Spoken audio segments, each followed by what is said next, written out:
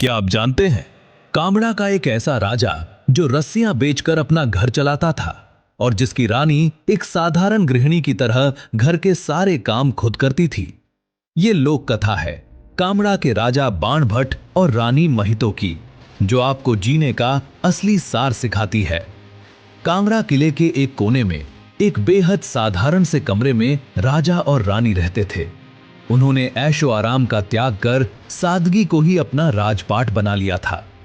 दिन में राजा शाही वस्त्र पहनकर राजकाज संभालते और शाम होते ही साधारण कपड़े पहनकर नदी किनारे बैठकर रस्सियां बनाते थे।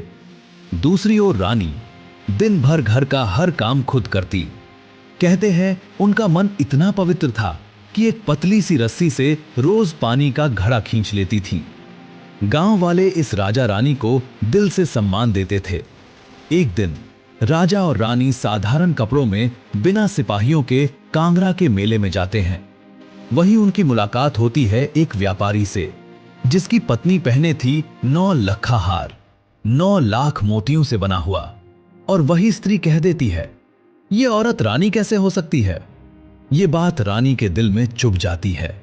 कई दिनों बाद जब राजा कारण पूछते हैं तो रानी कहती है, मुझे वही 9 लखा हार चाहिए। राजा समझाते हैं, हमने दिखावे का त्याग किया है। लेकिन रानी 9 लाख मोतियों से बना हुआ जिद पर अड़ जाती है। राजा जानता था रस्सियां बेचकर ये हार कभी नहीं आएगा, और तभी वो सबसे बड़ी भूल कर बैठता है।